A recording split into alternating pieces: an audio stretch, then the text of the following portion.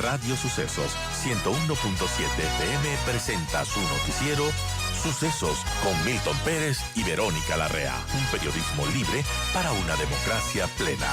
Los hechos y las opiniones de los sucesos que marcan nuestro tiempo.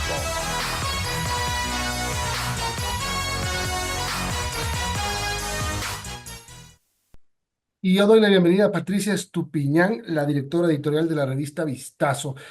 Patricia, qué gusto, gracias por acompañarnos. Dos cosas que han ocurrido en las últimas horas en la campaña electoral. La primera, este acuerdo firmado por Luisa González y Pachacuti, o parte del movimiento indígena, porque hay otra parte que ha rechazado esto. Y la otra, la reunión de Trump con el presidente Daniel Noboa en su residencia de Mar-a-Lago.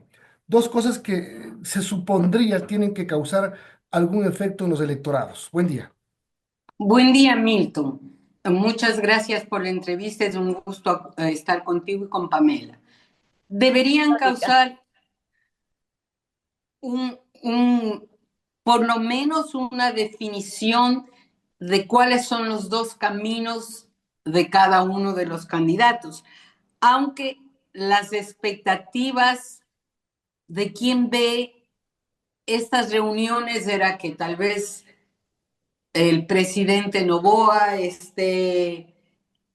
yo no sé, pues, y que hay una declaración conjunta después de los dos mandatarios y entonces le quieren hacer de menos a la visita, por un lado.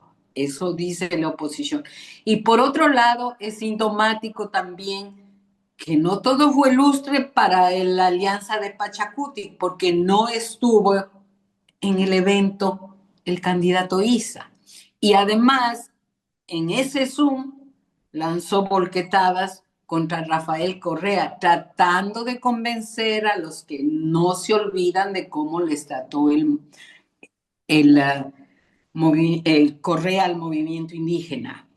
Con respecto a la primera, analicemos la visita a Mar-a-Lago.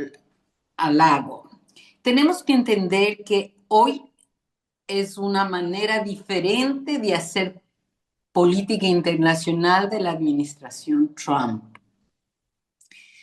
Que lo que es vital y que es importante y que no ha sido desmentido es que tuvo una reunión informal de 2 horas. ¿De qué han servido las reuniones formales de otros presidentes que les sentaron juntos el uno al lado del otro en la Casa Blanca y no les atendieron sino entre 10 y 15 minutos? Tener 2 horas de conversación es muy importante.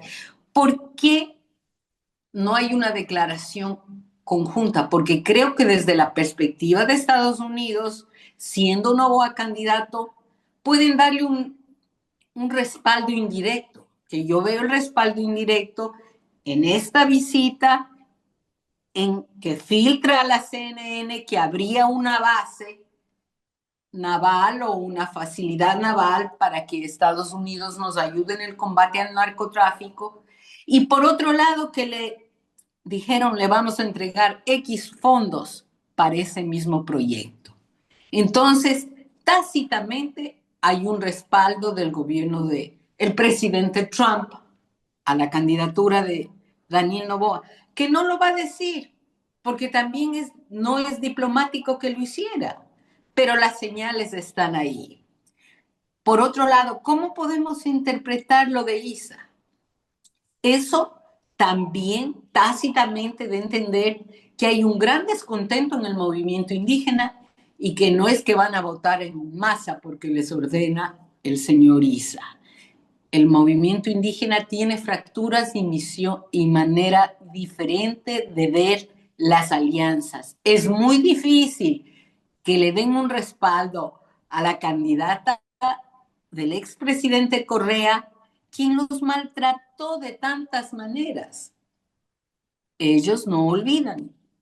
Entonces, esas son las dos cosas que debemos pensar, más allá de lo que están jugando en las redes sociales, que esperaban que juegue golf.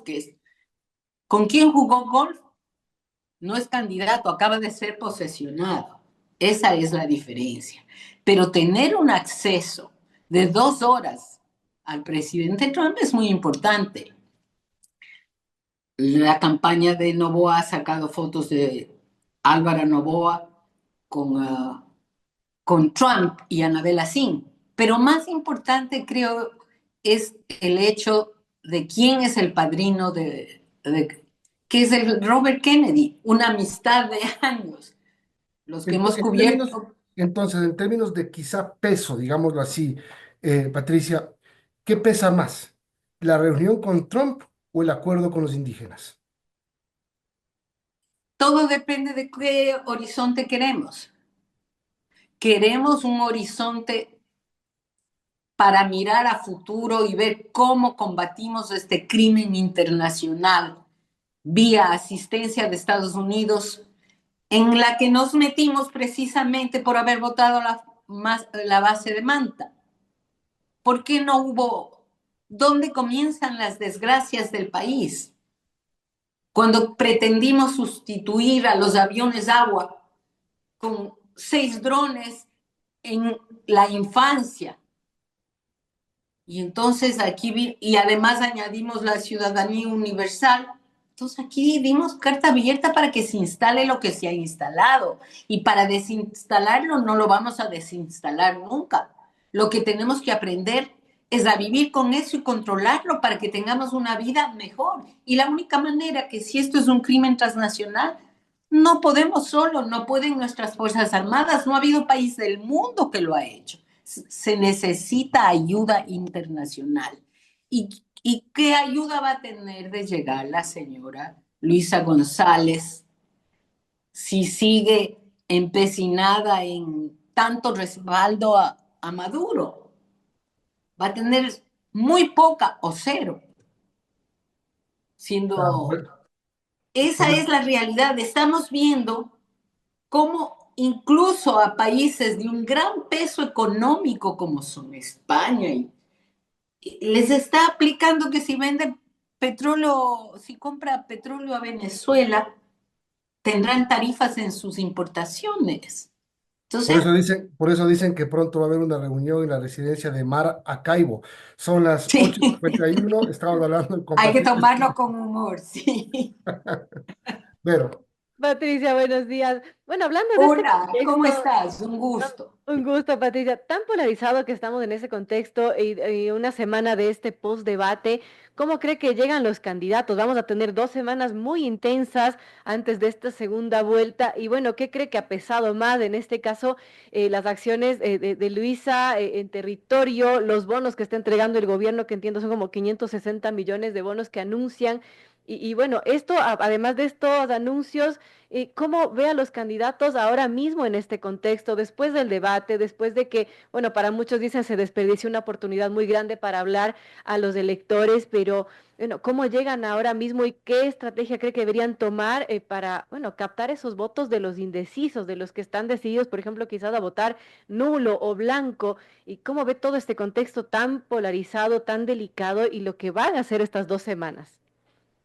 Yo diría que es muy difícil predecir quién, eso creo que no lo saben ni los mismos candidatos, pero yo sí creo que el debate le favoreció a Daniel Noboa. Y digo por qué, porque de alguna manera él se presentó más seguro, más conocedor de los temas y no perdió la compostura. Yo sé que eh, Luisa algunas de las cosas podía tener razón, no lo sé, pero en cambio la imagen que tradujo es, digamos, fea, fea porque no podía meterse con asuntos personales cuando del otro lado nunca se han metido con asuntos personales y él tuvo una actitud bien tranquila. ¿Y qué uno quiere? Estamos cansados de tanta polarización y de tantos exaltados, creo yo. Además, creo también que sí se le juzga con más dureza a Luisa porque supuestamente las mujeres deben de demostrar más aplomo y no dejar la percepción de que son histéricas o alteradas. Y si yo me meto a dar quiños groseros, tampoco porque soy mujer no voy a esperar que no me den uno de regreso. La otra cosa que fue hábil de Novoa y por qué yo insisto que él ganó el debate, aunque los contrarios a él digan que no, porque él logró que ella se defina sobre su apoyo a Maduro, que eso creo que no solo refuerza al anticorreísmo, sino a las personas que podrían estar pensando que ese no es el mejor camino. Nosotros vemos la tragedia de los venezolanos todos los días y además les culpamos de muchas cosas.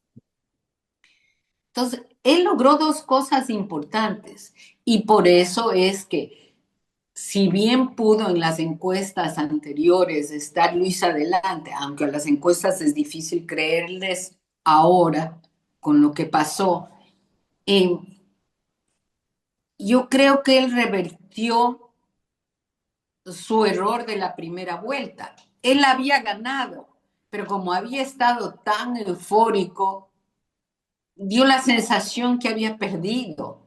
Así es. Pero también ha reaccionado relativamente rápido. Y yo escuché a Jaime Durán decir que Mauricio Macri frente a Alberto Fernández perdió esa campaña porque después de una primera vuelta en que las encuestas le decían que ganaban y no ganó, se encerró 20 días y eso no se recupera. Noboa por lo menos cambió de actitud y dijo voy a dar la lucha. Y entonces eso es. Entonces no sabemos en qué se termina. Hasta el 3 de abril hay como publicar encuestas. Las encuestas que no se han visto mucho tampoco, las pocas que yo he podido ver por lo menos, hablan de un resultado muy ajustado. Todas están dentro del margen de error, unas para Luisa González, otras para Daniel Noboa. Lo cierto es que esto parecería que va a ser una final muy apretada, muy tensa, muy de photo finish. Así es, yo me atrevo a decir que va a ser como la que fue Keiko Fujimori con PPK. PPK Kuczynski, que no se sabrá Mm. sino al final. Esperemos que sea la final y que los resultados realmente sean aceptados por quien no gane la contienda. Y que se entienda que si es un país polarizado, cualquiera de los dos tiene que tener en cuenta a esa otra mitad que no le quiere como presidente para pensar en un mejor país. Y entonces yo creería que uno se puede estar inclinando por el que ofrezca una visión de futuro, que ofrezca una esperanza de que queremos un cambio y no un regreso. Pero no hubo propuestas en el debate. Hubo ataques, hubo cosas digamos, de las que se comenta hasta ahora, que la rana René, que el majadero, que ni sé qué, pero no nos quedamos Ahora con hay que añadirle majadero y pendejo. O sea, más o menos, sí, eso ella es lo que dice, ¿no? pero no escuchamos propuestas así como para decir, vamos a tener un mejor país si es que este u otro candidato va a construir lo que ofrece. Claro, es que el problema principal es que el debate se ha reducido gracias a las redes sociales a los insultos, porque los algoritmos intensifican las diferencias y lo negativo. Entonces, las buenas propuestas como que no tienen likes. Entonces, todo el mundo le voy a pegar, le voy a pegar, y eso solo nos vuelve a los electores más cínicos. Si hicieran una encuesta a fondo, diría que los ecuatorianos no creemos en nadie, que creemos que todos nos mienten. Y eso es lo triste, porque un país así no se puede construir. Así es. Estamos hablando con Patricia Estupiñán, directora editorial de Vistazo. Ver. Patricia, hablando de los votos, de los indecisos, del voto joven también, que es más del 50% de la población, que es una población muy joven, que quizás no vivió, no se acuerda la administración de Rafael Correa, que bueno, tiene otras demandas que no tenemos los que somos mayores. ¿A quién cree bueno, sea más afín, si la candidata González o el actual presidente Noboa? ¿A quién cree que se identifique más de ese electorado joven, que también es importante? Claro, si uno fija las encuestas que se han hecho de las redes sociales, que es el vehículo con que se comunican los jóvenes, quien tiene una visión más positiva es Daniel Noboa. Ahora, no sé, va a depender mucho también de lo que se haga en territorio y en los territorios porque la gente también sí, sobre todo en las áreas rurales, necesita estar en contacto. Y por el problema de la vicepresidenta, Noboa no pudo hacer ese trabajo en territorio. Me imagino que en estas 2 semanas lo hará, ¿no? Y a través de las redes donde él tiene mucho éxito, porque a pesar de que quien más ha invertido y movido en redes, inclusive con unas producciones increíbles y bien costosas, resultó que después del debate el que tuvo los entre neutral y positivo más grande fue Noboa. Entonces yo pensaría que tiene la capacidad de comunicarse ese lenguaje con los jóvenes, ¿no? Y que en cambio Luisa se comunica tal vez mejor con las personas de 40 hasta 55 años, pero esos no son mayoritarios, ¿no? Ahora hay los recontra fieles que ellos están en un 30%, siempre lo han estado. El voto de Noboa es más fluctuante, pero eso es Ujú. lo que hay. Vamos a ver qué nos depara estas 2 semanas intensas para llegar al 13 de abril. Gracias, Van a Patricia. ser fatales Sí, y agobiantes. Ese es el problema. así es la verdad. Gracias, Patricia. Gracias a Verónica y a ti, Milton, por esta Gracias, Patricia.